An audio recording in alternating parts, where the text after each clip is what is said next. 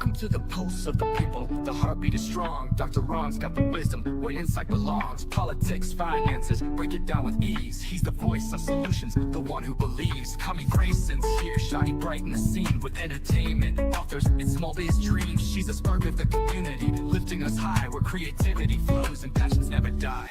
It's the pulse of the people, the rhythm, the groove. SKST and SG got the power to move. With voices united, we're setting the tone. Tune in, be inspired, it's your life, it's your own.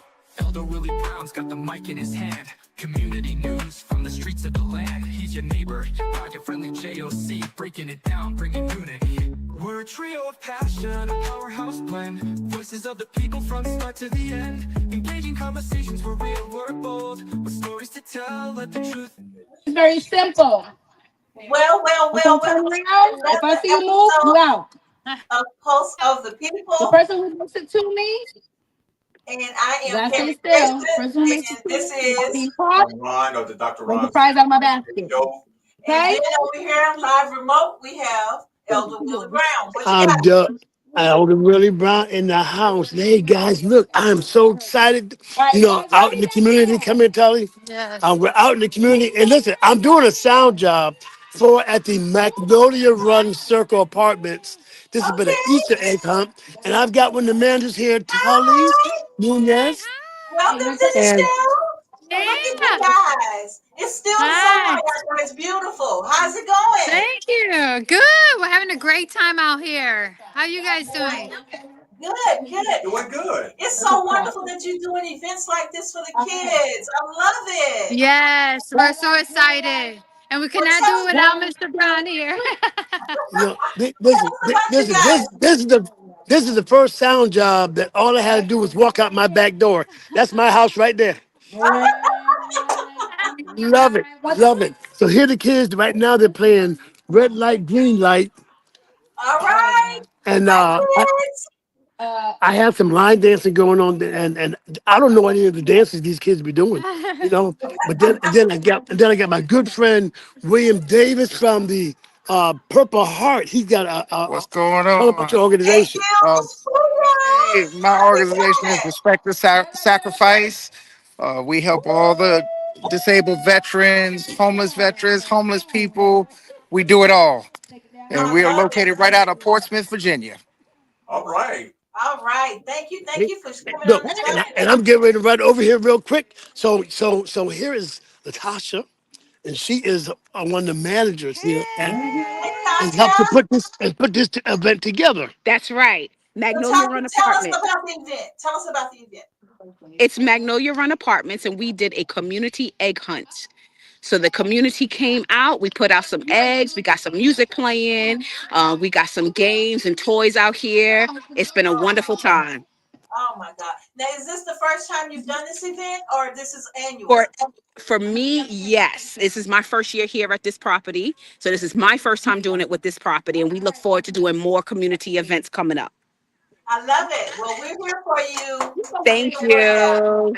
Thank you. And we love Mr. Brown. We love Mr. Brown. Look at it. I don't know how much these eggs cost, but you know eggs is expensive. So I said they just need to go here and get some fake eggs and put some chocolate in it. You know they ain't gonna.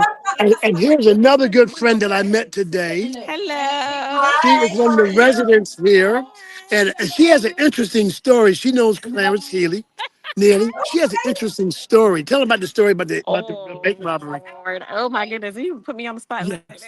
It did. So actually, this is how I met Mr. Clarence Neely. He was a manager, business partner with a company in Great Bridge, which is in Chesapeake, Virginia. And so one day I went to go cash my check at a Bank of America, actually in the heart of Great Bridge, and was getting robbed at the same time that I was in the bank. So I had to be escorted back to the office with the FBI agents. And and that was my last day at that job. Because I was like, wow, that is crazy. yes, we lost I'm signal glad here. you're okay. Oh, that's interesting. So look now. We've got red light, green light. Now you know that what's that what's that game where when you move and if the lady see you move, she shoots you and kill you? What's that move? Hunger Games. Hunger? No, it ain't Hunger Games. It's something else. Red light, green light, 1, 2, 3. So anyway, so we go. So I'm gonna go red light, but I can't move, right? Okay, ready? Go. Y'all just wait. Ready? Red light, green light, 1, 2, 3. Oh, my back. Y'all. Well, Willie, Okay. since your baby is I, out, I know when I've been licked. But anyway, guys, that is me from here, from the Magnolia Run Apartments. This has been a great day. all right. And I was able to give away a lot of toys to the kids today. So this is great. So they want to do more events like this. Is my third event with this complexes. I've been out here, so now they know they have a resident DJ on property. No, they need to, that's what they need to do. Milk it, baby, milk it. Red light, All green light, right. 1, 2, 3. Thank you so much for bringing us this community news. It sounds like a lot of fun. Happy It Easter is to a lot of everyone. fun. Look, All and I don't right. have to take my equipment far, right to the garage. Just it. That's I even I see you. better. I'll see you guys. I'll see you guys in the studio next week. All Okay, right. Dr. Brown. All Bye right. bye. Yeah. For their participation in this game. I want to thank everybody for coming out. Parents, you guys are All amazing. The right. kids. The underground is like having a great time. Sound like he had his fun. Yeah. So we need to do more community stuff. Yeah, like take it outside. Yeah, that's what I mean. We need to Do get out there like him. live. Let him have all the fun by himself. What kind of stuff is that? And he cut his segment short too, because he could get back to the fun. Yeah, you saw that, right? Yeah. I peeped that out. I think that was planned. I peeped that out. I saw him.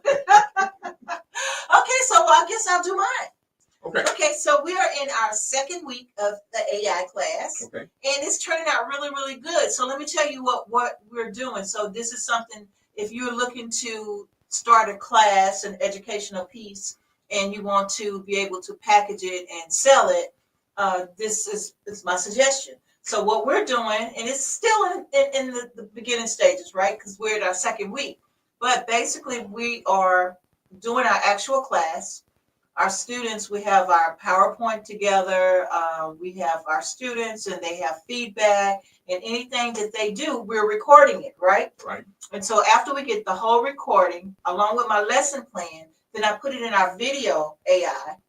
And the video AI actually makes a whole entire classroom lesson. Wow. And then it's my voice that's teaching the class again. And so we go like a recap. Okay. So the first one we recorded, did all that, and the recap was a nice video with different people and things like that. It was really, really cool. Really, really cool. And my voice is actually teaching the class. And so the second one will be a recap, just like we did the first one of the week before. So now we got that class packaged and ready to go on our website for people to purchase. And now we're at our second one. So then we do the recap, and it is so cool. And so this time was so much fun because we got a chance. We're doing AI from the beginning, right? So this is like the introduction class of AI, and so you're learning it from scratch. That's what I was going to ask you. For people who didn't come look at our show from last week, and people who are afraid of, technology or the future and stuff, how would you, I guess in a few short words, how would you have a person overcome those? Well, see, taking this class will help you a whole lot because you get to see it from the beginning. So I started off when they did the very first AI. Because AI, there's, like we talked before, there's a movie out that's called iRobot. And that was like in the 60s and in the 50s. And so all this stuff, it's just transpiring. It's just history. And Will Smith did one back in based off 90s? Yeah. Was it Was 90s? it it was late 90s. Yeah, or early 90s. And so that was based off of that movie from the 50s or the 60s. And so it's been there for a long time. And if you're looking at Buck Rogers and all these Dick Tracy and all these different things, Star Trek. So all this is part of AI. All this is technology. All this is STEM. All this is things teaching you.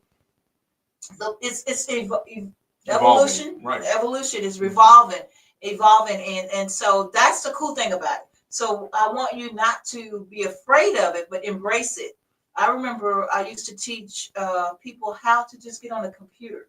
I made $200, and I kid you not, and I didn't want to take the lady's money, but I made $200 just putting the lady's computer together because she was that intimidated behind putting the computer together. So I want the whole purpose of the class is this intro class is to get you comfortable. So we're going at a small pace.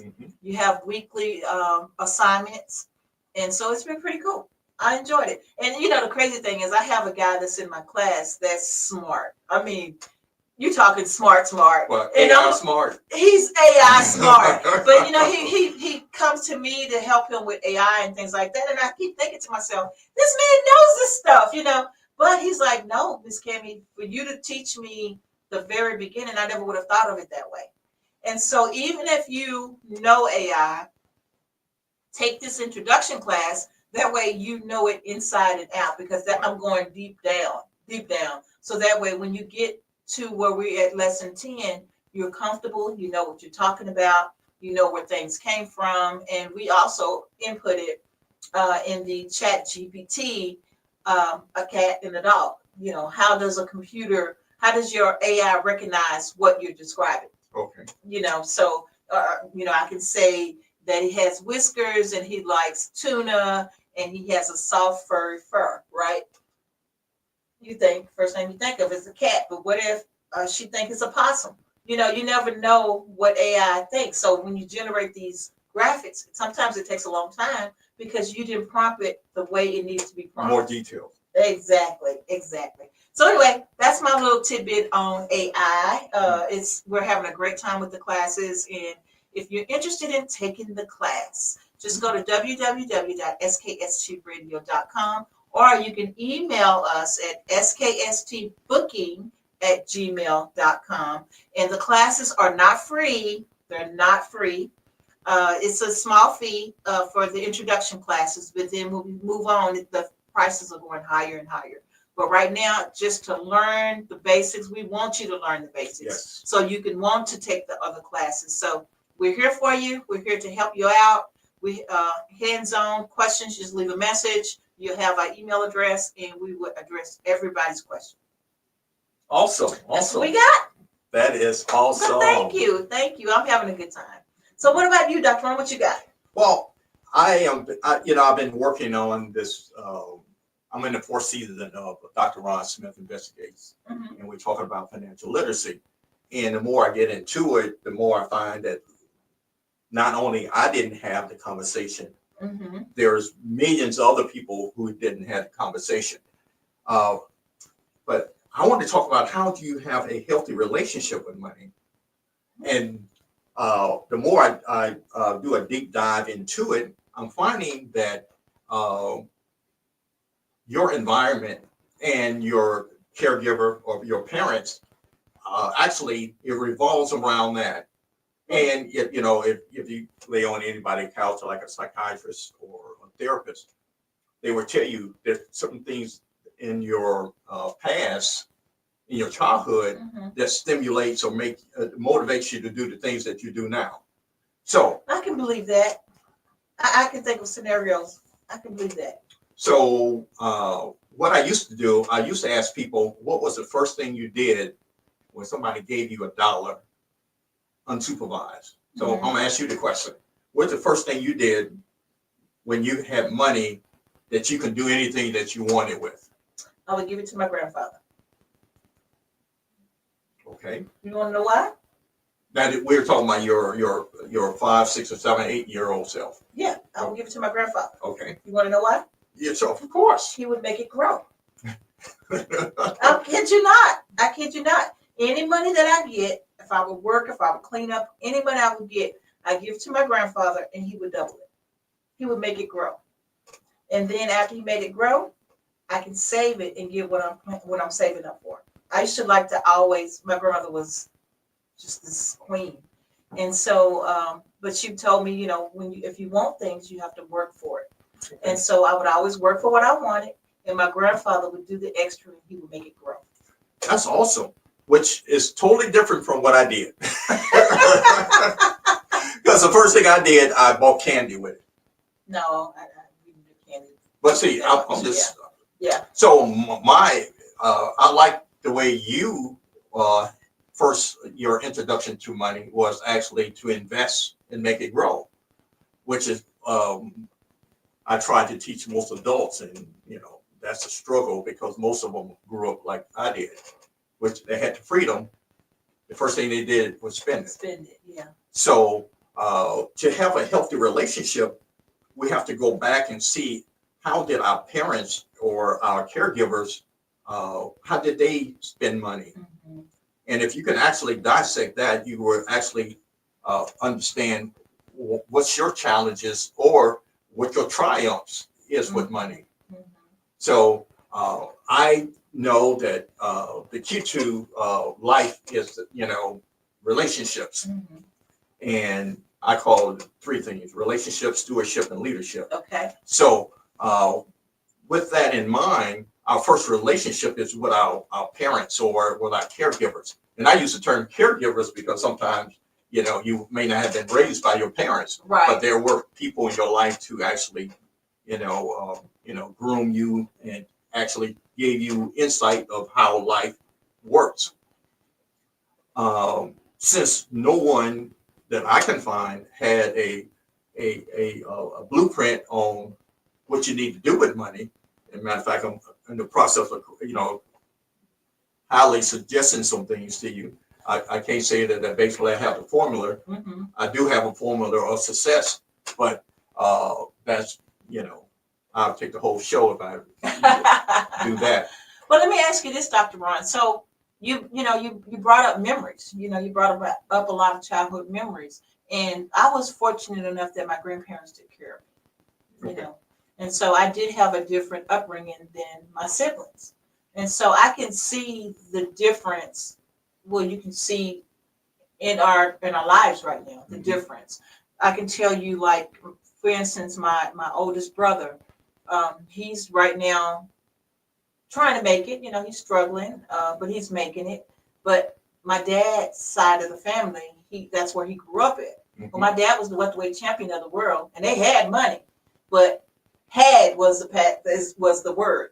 They had money, and so, like you said, I'm sure he didn't have anyone to show him, hey, you get this quick money, boxing and making all this money to invest it. And so my dad didn't have that. My dad didn't know how to do that. There's a foundation right now, like the Home of Champions Foundation, and he had a board, right? He had a board member, and the family never received anything because he didn't know how to manage his money.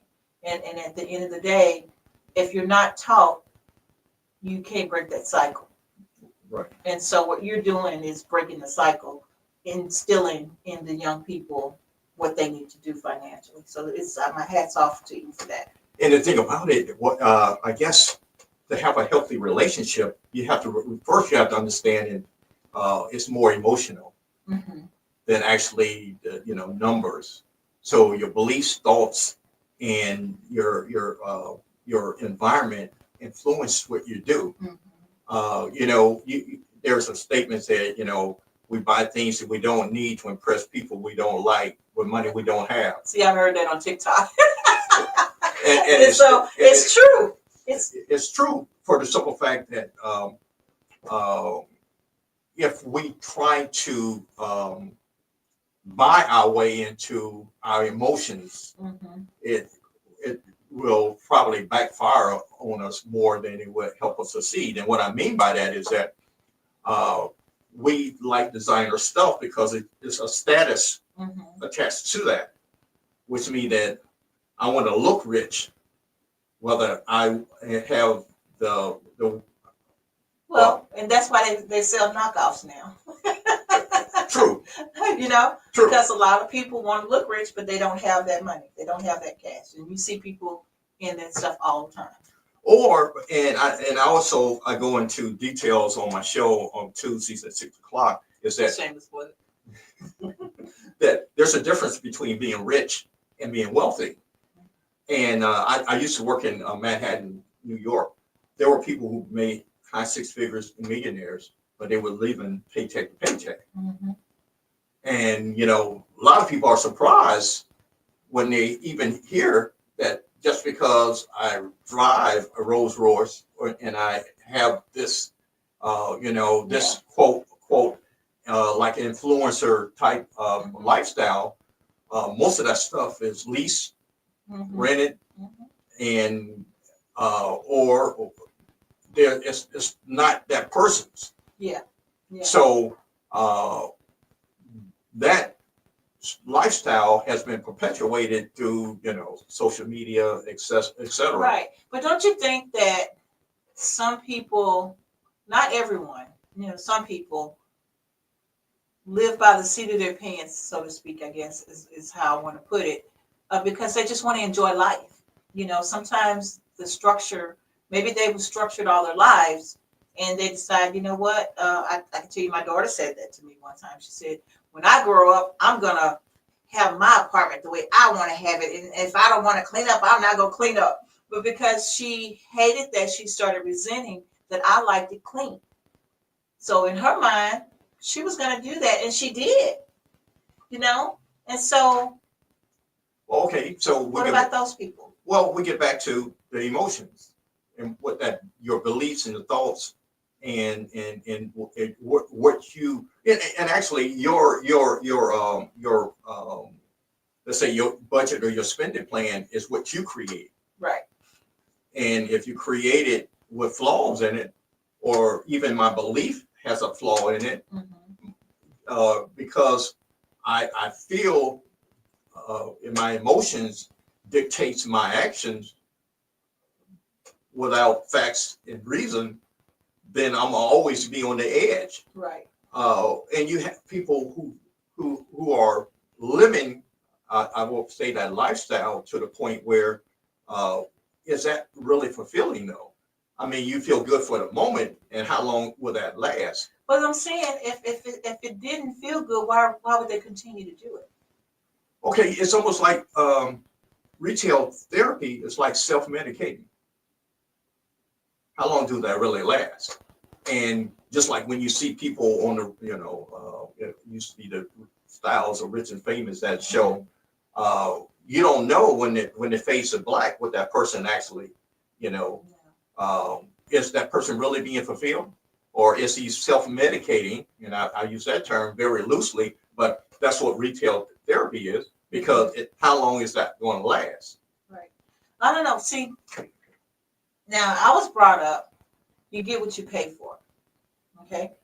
So if you buy something cheap, that's what you pay for. So when it falls apart, breaks, you know, that's what you pay for. Opposed to if you buy something quality, something nice, it will last you for a long time if you take care of it.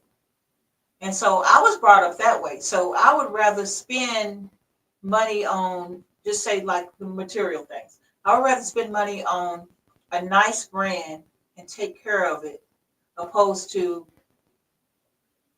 cheap pair of shoes. I have, because I don't discriminate, right? If I see some shoes I like, because I'm a shoeaholic, if I see some shoes I like, I don't care if it's expensive or cheap. Bottoms. Yeah. No, not my red bottoms. My red bottoms good. You know, you don't wear them that much. They don't get messed up that much. But I'm saying, like any other shoes, you know, just Target, what is it? What is it? Payless shoe store. Now, I used to get my pumps from Payless because I'm hard on shoes. And so, but the heel will break, the little tap will come off. You know, it's always something. I had a pair of shoes in the trunk of the car that I think I had in the trunk of my car for a month, the whole summer, and the shoes fell apart. You know, but same trunk, same situation, same shoe, because I had them all together. Okay. And my good shoes were still good. My expensive shoes were still good, is what I'm trying to say. So in some aspects, you get what you pay for. Well, I agree with you saying, and here's my point. Is it instant gratification, or are you seeking? Or now, me, I like fashion, as you probably can tell. Um, do I have to buy, let's say if I was looking for, and I'm just going to use shoes since you brought shoes up. Um, let's see, I'm trying to think of a brand that I used to. Timberlands. Okay. Timberlands. Okay. Will I buy a new pair or can I buy a pair that was, as they call pre-owned? Either way, because that's how I started Cammy's Closet. In order for me to buy something new for me, I have to sell something or give something away. And so I go on Poshmark, I go on Mercari, I go to eBay, and I don't mind because I know it's quality stuff. And I'm not paying that high dollar price. So I just gave you a solution. Yeah. To, if that's what you are into, you don't have to go down on Fifth Avenue or Rodeo Drive. I agree. I totally agree with that. So I just want people to be more savvy and more conscious of what they're doing and why. Why do I really need brand name? Really? You don't need it though. And because you can get the knockoffs. Well, I'm not. Will that satisfy that person? Just because they want that name brand. Well, here's my thinking. If you have a spending plan, mm-hmm. you can treat yourself with that, as long as you have your. I put it in this way. There are some needs, wants, and they have to have a save, and there has to be a give section to your spending plan. Mm-hmm. And once you have created what you want to do as far as your transportation, your whether you're buying or renting, mm-hmm. and your food, all those necessities, then you can move over to your wants. And as things go, you can slip in some of those things that you want. Yeah. I'm not one of the things that tell people that you can't go to Starbucks and you can't shop and you can't do that. But my point is that the foundation of your spending plan has to be solid enough that you are doing those things. I've seen people who are, buy a very expensive automobile. I'm not going to pick on BMWs right now. Thank you. Don't pick on my BM. Okay. Okay. With the Lexus. But my point is that, and then I asked them, do you have any, life insurance? Or, what type of legacy are you building here? What is your retirement plan? Because, I used to ask them, put the education plans if they have children. Mm-hmm. One of the things that I have really adjusted is that your kids might not go to college, but you will retire one day. Yeah. It might be, extended longer than your plan, Right.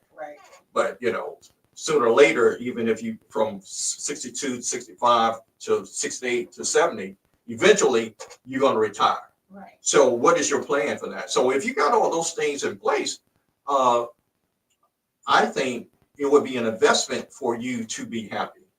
Yeah. Well, the thing is, what I find, 90% of the people have their wants in front of their needs. Yeah, but a lot of people think like this: tomorrow's not promised. Live your life to the fullest now, and so you have to balance that. You have to figure out how to make that a balance. If you eliminate the GoFundMe's for somebody to actually to put you to rest, I find a lot of people maybe that was that YOLO, you only live once mm-hmm. attitude, but you leave the responsibility to somebody else. Yeah, right, and those are the selfish people. No, I'm saying take care of your business, but don't deprive yourself either. Because a lot of times bills can take over your whole life, and then you're working for what? To die. And so that kind of gets, because people don't make a lot of people don't make the money that they need to be making in order to balance all of it. So it's a struggle sometimes just to eat. So you say I go to work every single day and I barely have money to feed my children. So how do you budget something that you really don't have? Your kids need shoes now, but you don't make enough money to even get those children those shoes. So how can I financially plan my life when I don't even have enough money to feed my kids right now? You know, so I'm on welfare. And then they tell you, well, you make $1 too much to be on welfare.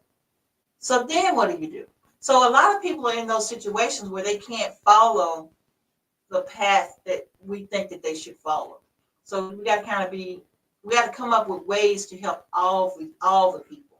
Well, that's true, but then again, that last description of people, let's say somebody is on welfare and they have 3 kids. There is even I can't think of this acronym, the income.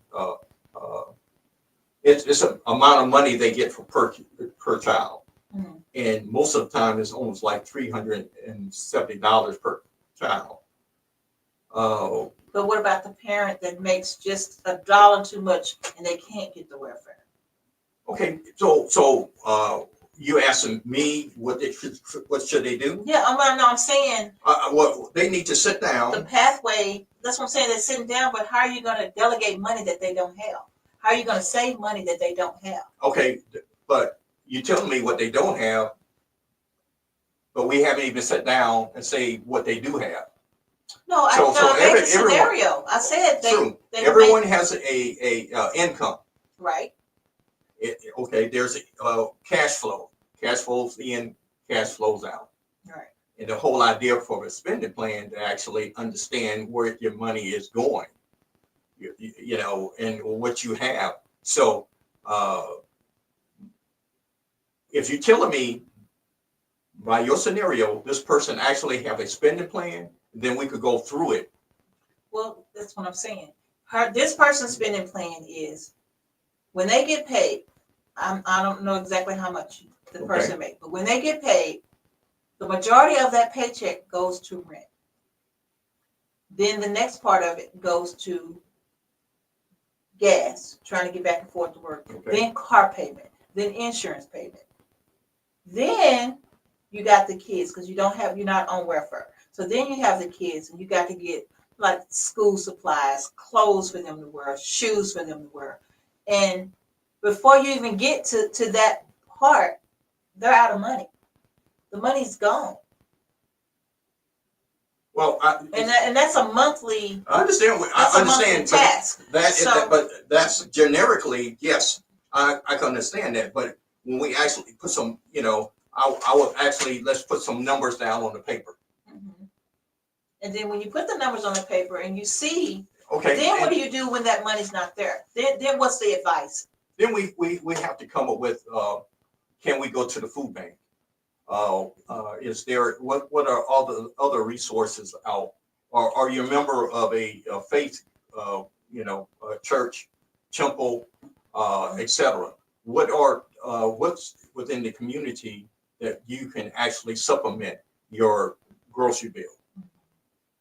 Or are there anything that basically I can actually supplement, shoes, those sort of things?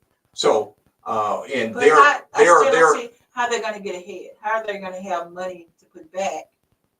Well, okay. Because those resources, they're not going to do it if you have money. You give me generics, but if we could actually put it down on paper, then we can go to some of the nonprofits, for kids or the YMCA or and I'm just going off the top of my head. There are some organizations that actually will work with you if you have a certain level of income, where you can have access to other things that you can take advantage of. Dr. Ron, don't you see how frustrating that is? Oh, I grew because up. now you're working all day long.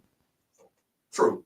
Now you're working all day long, and now how are you going to get to those resources? How are you going to get those resources? You know what I mean? It's like if I take off work, then I'm not going to get paid. You know what I'm saying? It's an ongoing scenario for some people. Well, see, I grew up in that scenario that you were discussing, and my point is that if that person, and I don't want to use myself as an example because since I have been an adult, I never had to do that. But my point is that I found so many resources in my church that led me to different things that I know that I can help other people who are in those situations.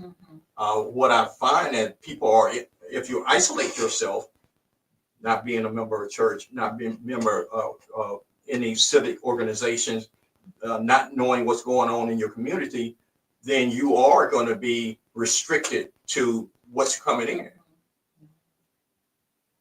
There's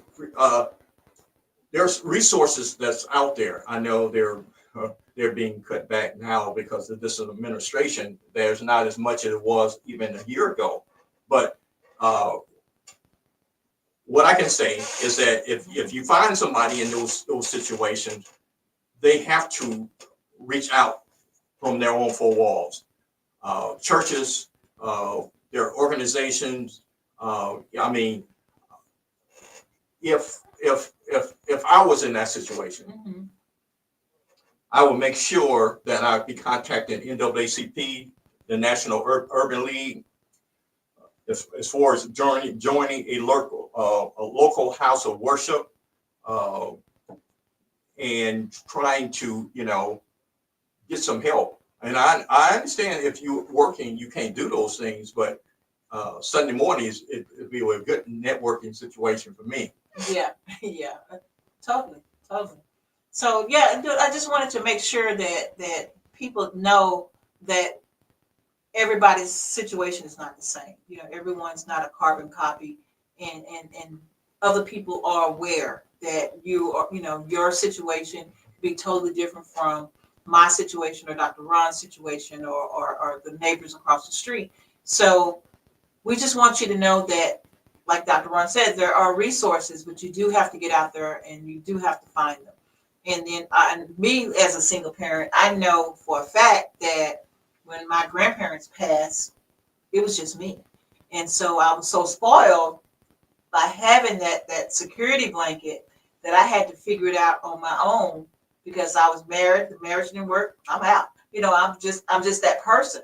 And so I was determined to make sure that my children didn't want for anything. So I didn't mind taking a helping hand. If somebody was there for me, resources was there for me. I still take resources today, because you can't do it by yourself. It takes a village. And so what he's saying here is basically you have to stand on your own 2 feet and you have to take control of your situation. Well, and don't be so reluctant to not ask for help. And I find it, especially in the in the community, and I'm seeing so much from I see the results of it. If you turn on your news, you see the results of people not asking for help. From the homeless, the crisis network, domestic violence. You see all the results of. And to me, that's what I see when I watch the news. I see the results of people not reaching out and knowing and asking for help. So, like I said, I know for sure that the church normally was the center of the community as far as the social aspect of it. There are some resources there, and the thing about it is, if they can't help you, they should have phone numbers of other organizations that can. Yeah.